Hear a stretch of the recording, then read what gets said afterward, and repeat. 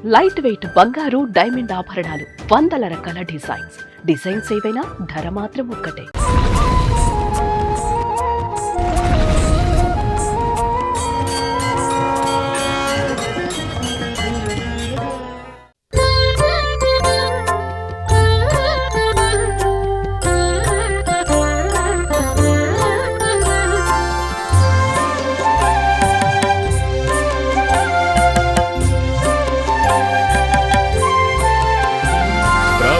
ప్రాణనాథం విభుం విశ్వనాథం జగన్నాథనాథం సదానందభాజం.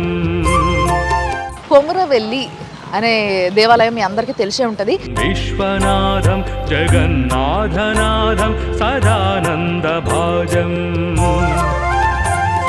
మీకు ఏ గుడి దగ్గర కనిపించనిది ఇక్కడ కనిపించేది ఏది అని అంటే శంకరం శంభుమీశానమీడే.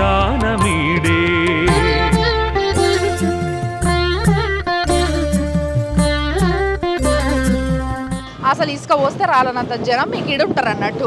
ఒకటే బోనాలు,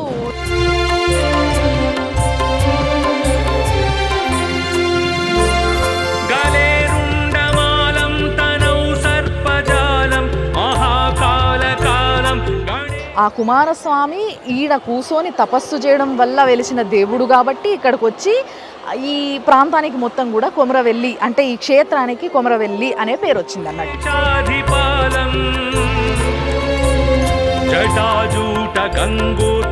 సుమన్ టీవీ ప్రేక్షకులకి నమస్తే. ముందుగాల మీ అందరికీ వందేళ్ల ఆలయం సనాతన వైభవానికి స్వాగతం. Sponsored by Sharma gold company. అయితే ఈరోజు నేను మీ అందరికీ ఒక అద్భుతమైన దేవుడి లీల గురించి చెప్పేటందుకు వచ్చేసిన అన్నట్టు. ఎక్కడ తెలుసా? కొమురవెల్లి అనే దేవాలయం మీ అందరికీ తెలిసే ఉంటుంది. బట్ ఆ దేవుడి ఆ కొమురవెల్లి మల్లన్న యొక్క ఏదైతే విశిష్టత ఉందో ఆ విశిష్టత మొత్తం చెప్పబోతున్నా, ఆ గుడి చూపించబోతున్నా. అండ్ ఇంకోటి ఏంటంటే ప్రతి సంవత్సరము ఇక్కడ జనరల్గా శివరాత్రి దగ్గర నుంచి అంటే సంక్రాంతి దగ్గర నుంచి శివరాత్రి దాకా మస్తుగా బ్రహ్మోత్సవాలు అయితే అది ఉగాది వరకు కంటిన్యూ అవుతుంది. సో ఉగాది వరకు ఇంకా టైం ఉంది కాబట్టి ఫుల్గా జనాలు ఉన్నారు, మస్తు రద్దీ ఉన్నది, మస్తు కథ నడుస్తున్నది. మీకు మొత్తం గుడి గురించి అసలు ఇక్కడ ఏమేం చేస్తారు, ఇక్కడ పూజా విధానం ఏంది అన్ని ముచ్చట్లు చెప్తా వచ్చేసేయండి నాతో. నమః శివాయ నమః శివాయ నమః శివాయ ఓం సదా శివాయ సదా శివాయ సదా శివాయ ఓం మహేశ్వరాయ మహేశ్వరాయ మహేశ్వరాయ ఓం హరం హరాయ హరం హరాయ హరం హరాయ ఓం.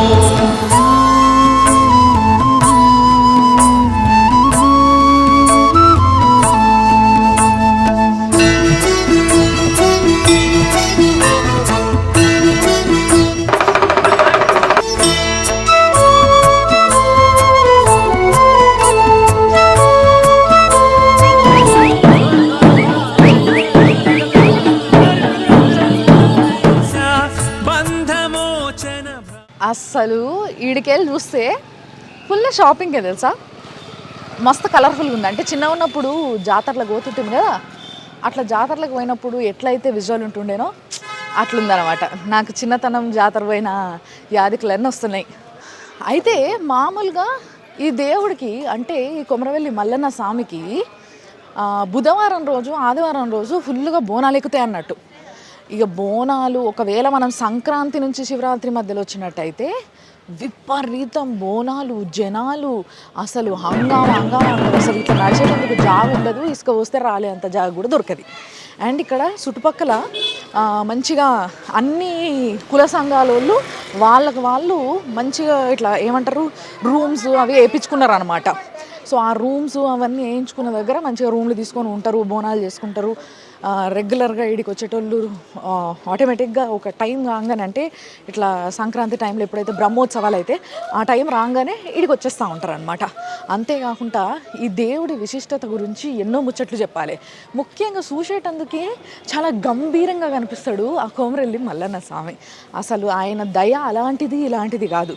వచ్చి కోరుకున్న ప్రతి ఒక్కరికి పిల్లలంటే పిల్లలు, ఇల్లంటే ఇల్లు, ఏది కావాలంటే అది ప్రసాదించి వరాల మూటనే ఆయన అని చెప్పచ్చు.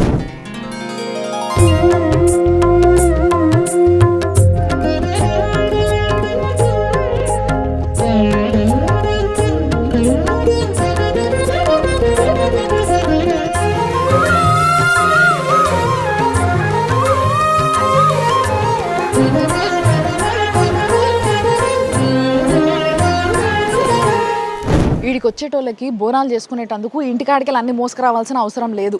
చూడండి, కావాలంటే ఇట్లా అల్యూమినియం కొనుక్కోవచ్చు, స్టీల్వి కొనుక్కోవచ్చు, లేదంటే కుండలు నల్లవి లేదంటే ఇట్లా బ్రౌన్వి ఏవి కావాలంటే అవి కొనుక్కోవచ్చు. మీకు ఒక మంచి కుండ చూపిస్తారండి. ఇట్లాంటి స్పెషల్లీ డిజైన్డ్ కుండలు ఎడ దొరకవు మనకి, ఖాళీ ఈడనే దొరుకుతాయి. మన దగ్గర మీరు గమనిస్తే ఎంత కావాలన్నా కూడా ఇట్లా దొరకదు. చూసిర్రా, మనం ఏం చేస్తాము, బోనం పైన అమ్మవారి ముఖం కానీ లేకపోతే అయ్యవారి ముఖం కానీ వేయాలంటే ఏదన్నా వెండితోనో అట్లాంటివి చేయించుకొని ఇట్లా ఫేస్ ఫిక్స్ చేస్తాం. కానీ వీళ్ళు ఇట్లా మట్టితోనే ఎంత మంచి కార్వింగ్ చేశారు చూడండి. మల్లన్న దేవుడి ఫేసు, అమ్మవారి ఫేసు వస్తుంది. ఇది అమ్మవారి ఫేస్ అన్నట్టు. సో ఇట్లా రకరకాల కుండలు ఇవైతే చూసిరు కదా. దీంతోపాటు ఇట్లా కట్టెలు కూడా పెడతారు. సో దట్ ఏంది అని అంటే పాపము నేను చెప్పినా కదా, బ్రహ్మోత్సవాల టైంలో అసలు రూములు దొరకవు, చాలామంది కష్టపడతారు. కానీ ఆ టైంలోనే వాళ్ళకి ఆచారం ఉంటుంది వచ్చి ఇక్కడ బోనం చేసేది. అలాంటి వాళ్ళు ఏం చేస్తారంటే ఇట్లా కట్టెలు తీసుకొని పాపము ఒక మంచి జాగ ఒక కొనాకి గుడి చుట్టూలో చూసుకొని ఆడ వంట వేసుకొని దేవుడికి అది బోనంలో మొత్తం ఎక్కించుకొని బోనం ఎత్తుకొని పోతారు అన్నట్టు. ఇగో ఈ గొంగళ్ళు మీకు ఏ గుడి దగ్గర కనిపించనిది ఇక్కడ కనిపించేది ఏది అని అంటే this is the special item, gongadi. Yes, మన తెలంగాణ సాంప్రదాయంలో అంటే ముఖ్యంగా మీకు అందరికీ తెలిసే ఉంటుంది, గొంగడి అనే సాంప్రదాయం, గొంగడి వేసుకునే సాంప్రదాయం కేవలం తెలంగాణలోనే ఉంటుంది. అండ్ అది కూడా ఏంది అని అంటే ఎవరైతే ఆవులు, బర్రెలు, గొర్రెలు వాళ్ళ కాపరు ఉంటారు అంటే యాదవులు, కురుమగొల్లలు వీళ్ళందరూ ఇది వేసుకోవడం అనేది మనకి ఫస్ట్ నుంచి కూడా మనకి తెలంగాణలో తెలిసిన ముచ్చట. అందుకోసమే అది ఇక్కడ చేస్తారు. దాంతో ఇక్కడ ఏం చేస్తారు, ఎందుకు ఈ గుడి దగ్గరనే ఈ గొంగడి కనిపిస్తుంది అనేది నేను క్లియర్గా చెప్తా. బట్ ఇప్పుడే కాదు, రండి. మామూలుగా సంవత్సరంలో ఏ టైంలో వచ్చినా పర్లేదు, కానీ ఒకవేళ మీరు రావాలనుకుంటే కొమ్రెల్లి మల్లన్న వైభవాన్ని చూడాలనుకుంటే ఈ సంక్రాంతి నుంచి వెళ్ళి ఉగాది మధ్యలో రావాలబ్బా. ఇక జాతరనే జాతర, కథనే వేరుంటుంది. అసలు చూసేటందుకు 2 కళ్ళు సరిపోవు. సాయంత్రానికల్లా అసలు ఇసుక పోస్తే రాలనంత జనం మీకు ఈడు ఉంటారు అన్నట్టు. ఒకటే బోనాలు, దర్శనాలు చేసుకునేటోళ్ళు దర్శనాలు. కానీ మీకు చాలా ఇంపార్టెంట్ పాయింట్ ఒకటి చెప్పాలి, ఏంటిది తెలుసా, మీరు తెలంగాణ కల్చర్ అని మనం ఏదైతే అంటామో ఆ ప్రతిదీ ఇక్కడ కనబడుతుంది అన్నట్టు. దేవుడికి పట్నాలు వేసే పద్ధతి ఏ గుడిలో ఉండదు. అంటే ఆ శివుడికి పట్నాలు వేసే పద్ధతి కేవలం ఈ కొమరవెల్లి మల్లన్న స్వామి దగ్గరనే ఉంటుంది. అంతేకాకుండా తెలంగాణ అనగానే గోసి గొంగడి అంటారు కదా, ఆ గోసి గొంగడి వేసుకునేటోళ్ళు అంతా ఈయనే కనబడతారు.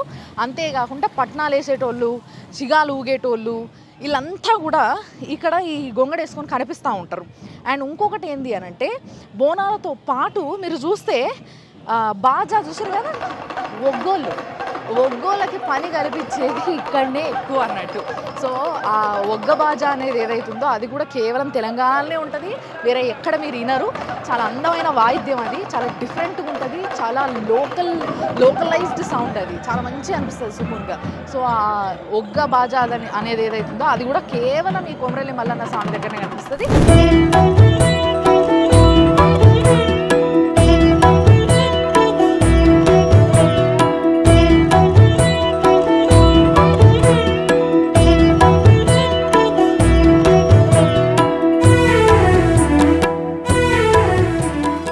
ఫస్ట్ ఇట్లా అని మొత్తం షాపులు చూసుకుంటే లోపలికి వచ్చినామా, రాగానే లెఫ్ట్ సైడ్లో ఒక గుడి ఉంటుంది మనకి. ఈ గుడి ఏంది అని అంటే ఆ మల్లన్న స్వామి రథం అన్నట్టు. ఎస్, అయితే మల్లన్న స్వామి ఫస్ట్ ఇక్కడికి వచ్చి ఇక్కడ ఈ వెనకాలనే పోలీస్ స్టేషన్ ఉంటుంది ఈ ఏరియాది. ఆ పోలీస్ స్టేషన్ పక్కకే మల్లన్న స్వామి పాదాలు ఉంటాయి. ఆడొక గుండులా ఉండేదట, అక్కడ నిలబడ్డాడంట. అంటే ఇక్కడ రథం పెట్టి ఫస్ట్ అక్కడ నిలబడ్డాడు, ఇక్కడ రథం పెట్టేసి ఆ మీద పోయి, అంటే గుడి ఇప్పుడు ఎక్కడైతే మనం పోయి మొక్కుకుంటామో నేను మీకు చూపించబోతున్నో ఆ మీదికి పోయి 2 గుట్టల మధ్యలో వెలిసిండు అన్నట్టు. అందుకోసమే ఈ రథాన్ని అట్లనే ఉంచి, అంటే ఆ చక్రాలు ఏవైతే ఉన్నాయో అవి పాతవి, అప్పటి చక్రాలు. అండ్ ఇదంతా కూడా కట్టడం తర్వాత ఆ రథాన్ని ఇట్లా కట్టుకున్నారు. అండ్ ఈ చెట్టు ఏదైతుందో చూసారు కదా ఎంత పెద్ద ఉందో, భారీగా అసలు ఈ కొన నుంచి ఆ కొన దాకా ఉన్నది. సో ఈ యాప చెట్టు అప్పటి నుంచి, అంటే ఆ మల్లన్న స్వామి ఈడికి వచ్చి రథం పెట్టినప్పటి నుంచి ఉందన్నమాట. బేసిక్గా మనం కూడా ఏదైనా బండి పెట్టాలంటే ఇట్లా చెట్టు నీడ చూసుకొని పెడతాం కదా, కాబట్టి అట్లనే ఆ స్వామి కూడా వచ్చి ఈ చెట్టు కింద ఈ రథం పెట్టుకొని ఈ నుంచి అలా గుట్ట మీదకి పోయిండు అనమాట. కాబట్టి ఈ రథంలో శివుడిని పెట్టి పూజ చేస్తున్నారు. అంతే కదా, కొమరవెల్లి మల్లన్న స్వామి అంటే శివుడే కదా, మల్లికార్జున స్వామి. సో ఇది మొత్తం కూడా రాతి రథం అన్నట్టు, మీకు అర్థమైంది కదా.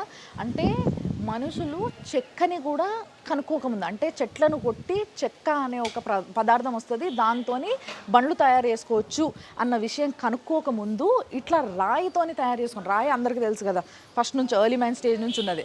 సో అట్లా రాయితోని ఒక రథాన్ని తయారు చేసుకునే కాలంలో ఆయన ఈ రథం ఎక్కి ఇక్కడికి ఆజానుభావులు కదా వాళ్ళు, ఎంతెంత ఉంటారు అంతంత పొడుగుగా పెద్దగా. సో ఇట్లాంటి ఒక భారీ రథాన్ని ఆయన వాడేటోడు అనేది, అదే తీసుకొచ్చి ఆ మల్లన్న స్వామి ఈడబెట్టి అటు మీదికి పోయిండు అనేది అందరూ చెప్పుకునేది అన్నట్టు. చూసారు కదా, ఒకసారి చక్రం చూపిస్తారా అంటే ఇటు ఇగో అది ఎంత చూడరు అసలు, రేంజ్ భారీ సర్కిల్ అన్నట్టు. అండ్ ఈ మధ్యలో ఇట్లా మంచి ఒక ఐరన్ది రాడ్ ఉంది, సో దట్ దానికి సపోర్టు. అండ్ అందరూ ఏం చేస్తారంటే దీన్ని కూడా పూజిస్తారు అన్నట్టు, మంచిగా పసుపు కుంకుమ బొట్లు పెట్టి అక్షంతలేసి మంచిగా అందరూ పూజలు చేస్తారు. చెట్టు చూసిర్రా, నేను చెప్పినా కదా ఆ మల్లన్న స్వామి వచ్చి చెట్టు కింద ఈ రథం పెట్టుకున్నాడు అంటే ఈ చెట్టు అప్పటిది, ఆ కాలం నాది అని చెప్పడానికి ఈ చెట్టు సైజు, ఆ చెట్టు మొద్దు సైజు ఎంత ఉందో చూస్తే మీకు ఈజీగా అర్థమైపోతుంది ఏ కాలం నాటి చెట్టు అనేది అది. ఇవి ఆ మల్లన్న స్వామి పాదుకలు అన్నట్టు.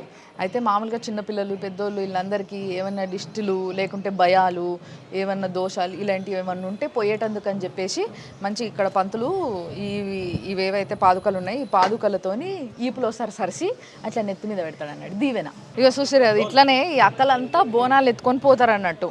అక్క ఎడికెళ్ళి వచ్చినావు నువ్వు? తొర్రూరుకి వెళ్ళి వచ్చినావు. మీరు అంతానా? అందరు ఒకటే ఊరోళ్ళ? అవునా, బాగా అలవాటు కదా మీకు బోనాలు ఇడికి వచ్చి చేసుడు రెగ్యులర్గా? సంవత్సరానికి పోసారా? ఎప్పుడు ఏ టైంలో చేస్తారు బోనం? శివరాత్రి ముందు, ఇప్పుడు నుండి ఉగాది దాకా సంక్రాంతి కాడి నుంచి చెప్పిన నేను, సంక్రాంతి కాడి నుంచి ఉగాది దాకా మంచి బ్రహ్మోత్సవాలు జరుగుతుంటాయి. ఈ టైంలో వచ్చి ఇట్లా మంచిగా బోనాలు చేస్తారు అన్నట్టు. సో మరి ఇప్పుడు బోనం ఫస్ట్ ఇక్కడ రథం తానికి పోయి తర్వాత మీదికి పోతారా? తిరిగి మళ్ళీ గంగరేజ కిందికి పోతాం. ఓ అది సంగతి. చూసారు కదా, ఇట్లా ఇంకా చాలా మంది అక్కలు కనబడతారు అన్నట్టు మనకి పోతుంటే దారిలో. అల్లం కూడా చూపిస్తాం.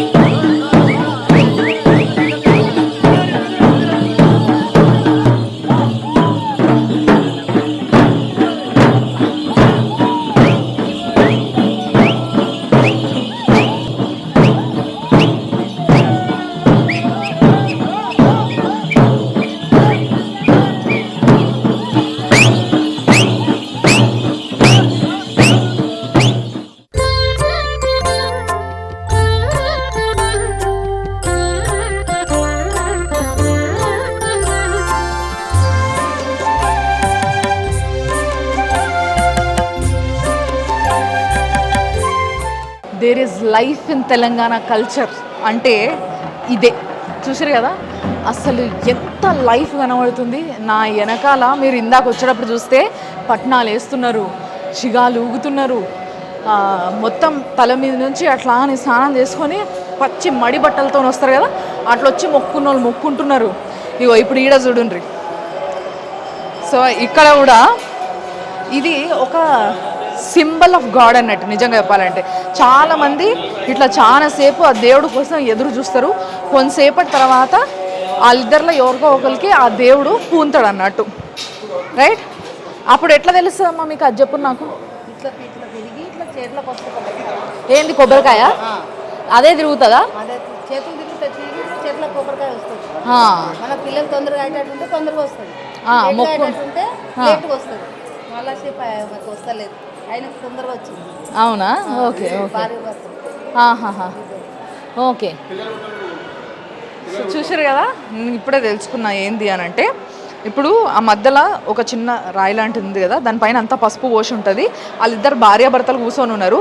సో వాళ్ళ పిల్లల కోసం కూర్చున్నారంట, పిల్లలు కావాలని చెప్పేసి. ఆ మధ్యలో కొబ్బరికాయ పెట్టిరు కదా, సో సో ఆటోమేటిక్గా చేతులు మూవ్ అయ్యి ఆ కొబ్బరికాయ చేతులకు వస్తుంది అన్నట్టు. అట్లా వచ్చింది అని అంటే వాళ్ళ కోరిక నెరవేరుతుంది అని నమ్ముతారు. సో అందులో భార్యాభర్తలల్లో ఆయన వాళ్ళ భర్తకు వచ్చింది భార్య కోసమని వాళ్ళు ఇంకా వెయిట్ చేస్తున్నది. చాలా చాలా చాలాసేపటి నుంచి అట్లా కూర్చొని వెయిట్ చేస్తుంటారు చాలామంది. సో ఈ ప్రాసెస్ కూడా చాలా బాగుంటుంది చూసేటందుకు.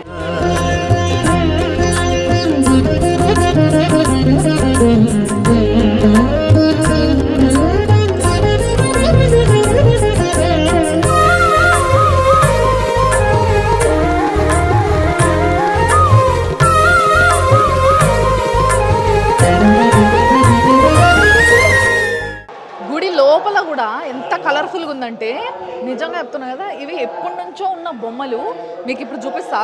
శివుడు, అట్లనే కాలభైరవ స్వామి, వీరభద్రస్వామి, అంటే మొత్తం శివుడు అనగానే మనకు గుర్తుకొచ్చే ఆయన ఫ్యామిలీ అంతా కూడా ఇక్కడ బొమ్మలు ఉన్నాయి అన్నట్టు. సప్త ఋషులు వీళ్ళందరూ ఉన్నారు. ఒకసారి చూడండి మీరు కూడా.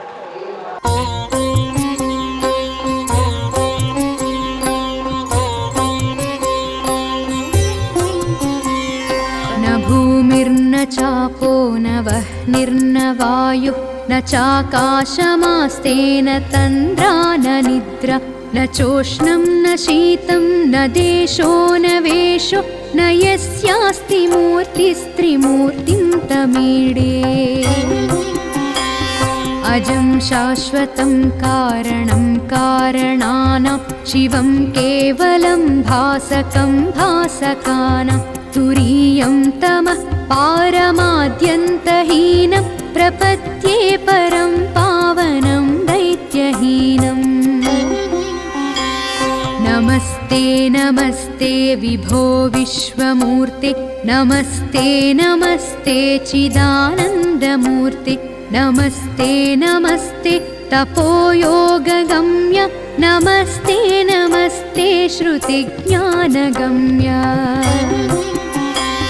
प्रभो शूलपाणे विभो विश्वनाथ महादेव शंभो महे. ఇక్కడ ముఖ్య అర్చకులు అంటే ముఖ్యమైన పంతులు ఆంజనేయులు గారు ఉన్నారు అన్నట్టు. సార్ నమస్తే, బాగున్నారా? సో మల్లన్న స్వామి గురించి ఎన్నో చెప్పుకుంటుంటారు. సో ఈడ బ్రహ్మోత్సవాలు ఎట్లా జరుగుతాయి, ఈ గుడి చరిత్ర ఏంటి అనేది నాకు చెప్పండి. ఓకే అమ్మా. ఓం హరి విరించి సురేంద్ర సమర్చితం హరి సహస్ర సమాన గణప్రభం సురవరం కరుణావరుణాలయం కొమరవల్లి పురేశమహం భజే. శ్రీ మల్లికార్జున స్వామి నమః. శ్రీ కొమరవెల్లి మల్లికార్జున స్వామి ఇక్కడ తెలంగాణ రాష్ట్రంలోనే ప్రఖ్యాతిగాంచినటువంటి శైవ క్షేత్రము. ఈ మల్లికార్జున స్వామి క్షేత్రంలో వీరశైవ ఆగమ ప్రకారంగా నిత్య అభిషేకాలు, కళ్యాణాలు జరుగుతుంటాయి.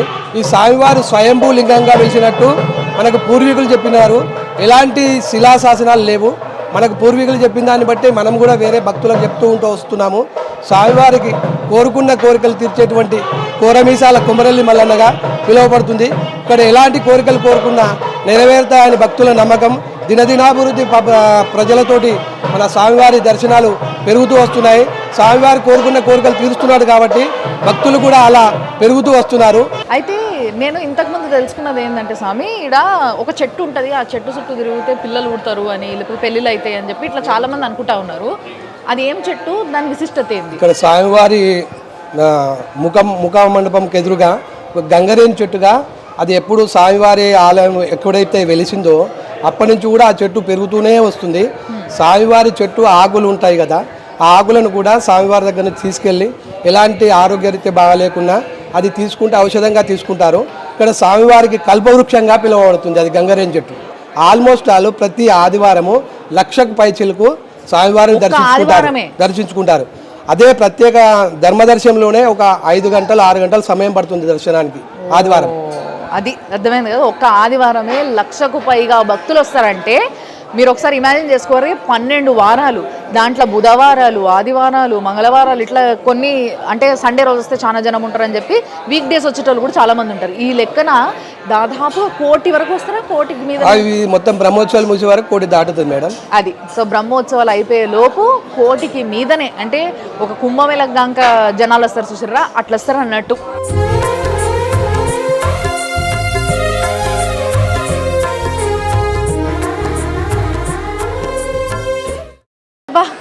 ఇప్పుడే దర్శనం అయ్యి బయటికి వచ్చిన మనశ్శాంతిగా చాలా సంతోషంగా ఉంది నాకు.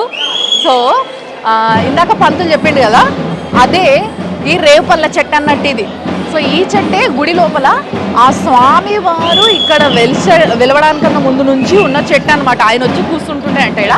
సో అలాంటి చెట్టు ఇది, అంత చరిత్ర ఉన్న చెట్టు అన్నట్టు. అందుకోసమే అందరూ దీనికి ఒకటే పూజలు, ముడుపులు, దండలు, ఇగో ఈడ కూడా పాదుకలు ఉన్నాయి, సెపరేట్గా పూజ చేస్తారు అన్నట్టు. అంతేకాకుండా రేగు పళ్ళ చెట్టుకి ఇక్కడ ఎదురుగా చూడండి పట్నాలు వేస్తున్నారు. ఇగో ఇట్లా చాలామంది కోరికలు కోరుకుంటారు. ఆ కోరికలు తీరితే ఇట్లా నీకు పట్నాలు వేపిస్తా స్వామి అని మొక్కుతారు అన్నట్టు. సో వాళ్ళు ఇట్లా పట్నాలు వేయించుకుంటారు. యాక్చువల్గా ఇట్లా సింగిల్గా ఇట్లా 3, ఒక్కొక్కసారి అయితే పెద్ద పెద్దగా ఇట్లా ముగ్గులు వేస్తారు. ఆ ముగ్గులు నిజంగా మనకి వేసుడు వసం కాదు తెలుసా, అంత బాగా వేస్తారు. సో అట్లా పట్నాలు వేసి స్వామికి పూజ చేస్తారు. అందులో స్వామిని నిలిపి ఆ మధ్యలో, అంటే మామూలుగా మనకు తెలుసు కదా దేవుడిని బందీ వేసి కూర్చోబెట్టి పూజ చేస్తారు అన్నట్టు. సో అది తర్వాత ఇక ఈడ కూడా పట్నాలు వేస్తారు. చాలా మందికి పట్నాలు వేసినప్పుడు ఇట్లా ఆ దేవుడు పూంతాడు అన్నట్టు.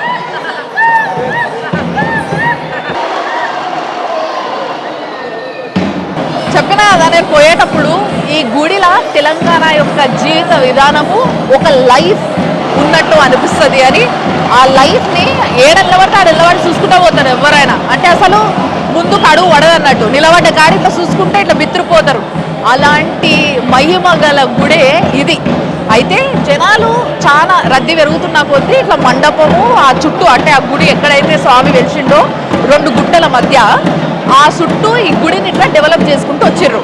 అయితే ఈ గుడి చరిత్రని, ఆ దేవుడు ఎట్లా వెలిసిండు, భార్యల పేరేంది, అసలు ఇదంతా ఏంటి అనే స్టోరీ నేను ఇప్పుడు చెప్తాను. అంటే దేవుడిని చూసిగా పర్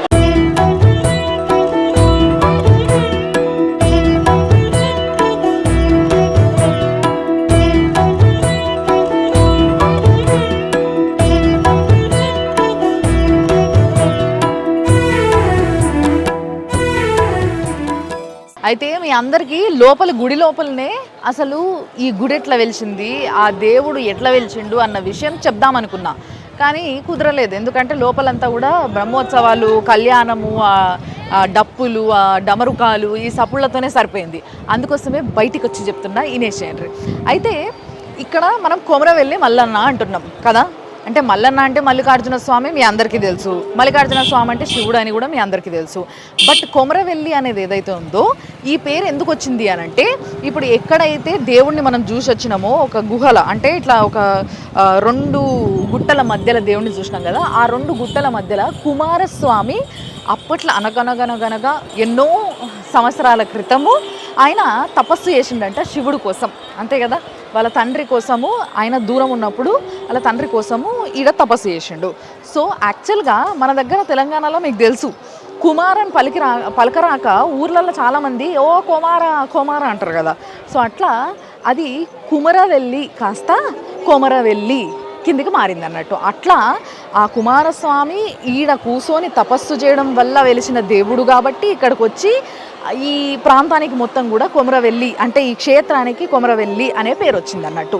అయితే యాక్చువల్గా ఈడికి రావడానికి ఆ దేవుడు ఇక్కడ వెలవడానికి రీజన్ ఉంటుంది ఒకటి. డెఫినెట్లీ దేవుడు అనేటోడు ఒక మనిషి అవతారం ఎత్తిండు అంటే, ముఖ్యంగా శివుడు మానవ అవతారం ఎత్తడము అనేది మనం చాలా తక్కువగా చూస్తూ ఉంటాం శివపురాణంలో కానీ ఎక్కడైనా కానీ. విష్ణుమూర్తియే చాలా రకరకాల అవతారాలు ఎత్తుతూ ఉంటాడు. ఈయన కేవలం స్వయంభూ భోలా శంకరుడు అన్న విషయం మన అందరికీ తెలుసు. అలాంటి శివుడు ఒక అవతారం ఎందుకు ఎత్తాల్సి వచ్చింది, ఎందుకు ఎత్తిండు, ఎట్లా ఎత్తిండు, ఇక్కడికి ఎందుకు వచ్చిండు, ఈ ముచ్చట కూడా తెలుసుకోవాలి కదా. సో ఈ ముచ్చటల భాగంగా మనకి ఇక్కడున్న చరిత్ర ప్రకారం ఒగ్గు కథ చెప్పేటోళ్ళంతా కూడా చెప్పే స్టోరీ ఏంది అని అంటే మన పూర్వీకుల దగ్గర నుంచి తరతరాలుగా వస్తున్న స్టోరీ ఏంది అని అంటే, యాక్చువల్గా మల్లన్న స్వామి ఫస్ట్ ఈ గుట్టలల్లో కుమారస్వామి తపస్సు చేసినప్పుడు లింగ రూపంలో వెలిసిండట. లింగ రూపంలో వెలిసిన ఆ దేవుడు తర్వాత ఇక్కడ ఈ ప్రాంతంలో ఒక 3 రాక్షసులు విపరీతంగా జనాలను సతాయిస్తురట. సో ఆ సతాయిస్తున్న రాక్షసుల్ని సంహరించేటందుకు ఆ శివయ్యను వేడుకుంటే ఆయన ఆ లింగ రూపం పైన ఒక పుట్టలాగా ఇట్లా అని ఫామ్ అయింది. ఆటోమేటిక్గా మీకు అందరికీ తెలుసు కదా, అమ్మవారు ఎక్కడైతే ఉంటుందో అక్కడంతా కూడా ఇట్లా పుట్టలాగా ఫామ్ అవుతుంది. సో అట్లా పుట్టలాగా ఫామ్ అయింది. ఆ పుట్ట ఆకారము ఆ శివుడుగా అంటే ఒక మనిషిగా మారి ఆయన ఒక దంపతుల కడుపున పుట్టిరనమాట. వాళ్ళు మునూరు కాపు ఫ్యామిలీ, మీ అందరికీ తెలుసు కదా. ఇక్కడ ముఖ్యంగా ఆ కాంబినేషన్ని ఇక్కడనే చూస్తారనమాట. మునూరు కాపు ఫ్యామిలీలో ఆయన ఒక దంపతులకి కొడుకుగా పుడతాడన్నట్టు. పుట్టిన వ్యక్తి ఆయన కోసం ఆ పార్వతీదేవి గంగా దేవత ఇక్కడనే ఇంకొకరికి మానవ రూపంలో జన్మిస్తారు. ఎట్లా అనంటే ఒకలేమో గొల్ల ఫ్యామిలీలో అంటే యాదవ ఫ్యామిలీలో కేతమ్మ పుడుతుంది. ఆమె తర్వాత ఇంకొక ఆమె మన మేడలమ్మ అని పేరు చెప్తున్నారు కదా. సో లింగాయత్ల ఫ్యామిలీలో మేడలమ్మ పుడుతుంది. సో మునూరు కాపు అయిన ఇక్కడున్న ఆ దేవుడు మల్లన్న స్వామి ఎవరైతే ఉన్నారో ఆయన వీళ్ళిద్దరిని పెళ్లి చేసుకుంటాడు. ఇటు ఈ గొల్ల ఫ్యామిలీ కేతమ్మని, ఇటు లింగాయత్ల ఫ్యామిలీలు ఉన్న మేడలమ్మని. కాబట్టి ఈ 3 కులాలోళ్ళు ముఖ్యంగా ఈడికి బాగా దర్శనానికి వస్తారు. ఈడ ఉత్సవాలు చేస్తారు. కింద పూజలన్నీ గొల్లోళ్ళు చేస్తారు, పైన పూజలన్నీ లింగాయత్లు చేస్తారు. అండ్ మునూరు కాపులు చాలామంది ఇక్కడికి వచ్చి దర్శనం చేసుకొని పోతూ ఉంటారు. సో అది ఇక్కడున్న హిస్టరీ అన్నట్టు. అయితే ఇక్కడ దేవుడికి ఏదైతే విగ్రహం మనం చూసి వచ్చినామో ఆ భారీ ఖాయం విగ్రహము, అయితే మామూలుగా మనం ఏ గుడికి పోయినా ఎక్కడ శివుడు స్వయంభూ వెలిసినా కూడా లింగ రూపంలోనే పూజలు చేస్తారు. కానీ ఇక్కడ విగ్రహ రూపంలో, అది కూడా అంత భారీ విగ్రహ రూపంలో ఎందుకు పూజ చేస్తున్నారు అని అంటే, మొదట లింగ రూపంలో కుమారస్వామి తపస్సుతోని వెలిసిన వ్యక్తి అంటే వెలిసిన ఆ దేవుడు మనిషి రూపం ఎత్తి 3 రాక్షసులని సంహరించిండు. ఇక్కడ చాలామంది ఆ రాక్షసులను సంహరించమని కోరుతున్న ఆ సమయంలో అంటే 3 రాక్షసులని సంహరించి ఆ 3 రాక్షసుల బాడీలను కింద వేసుకొని వాటినే సింహాసనంగా ఆయన కూర్చున్నాడు అనమాట. అప్పుడు సంహరించిన తర్వాత అది ఏదైతే మనం చూసినామో అంటే ఇక్కడ జనాలు చూసినరో ఆ విధంగా ఆ పుట్టమన్నుతోని ఆయనని తయారు చేస్తే బాగుంటుందని చెప్పేసి ఆ మల్లన్నని చూసిన వాళ్ళు ఆ విధంగా తయారు చేశారు అన్నట్టు. సో ఆ కూర మీసాలు, ఆ భారీ బాడీ, అంత ఎత్తు మనిషిలాగా అట్లా శివుడే స్వయాన ఈడొచ్చి వెలిసిండు అని చెప్పడానికి ఇంత పెద్ద స్టోరీ ఉందన్నమాట. సో ఇదంతా కూడా మీ అందరికీ చెప్పాలన్న ఒక ఉద్దేశంతో నేను లోపల వినిపించదని బయటకు వచ్చి చెప్తున్నా.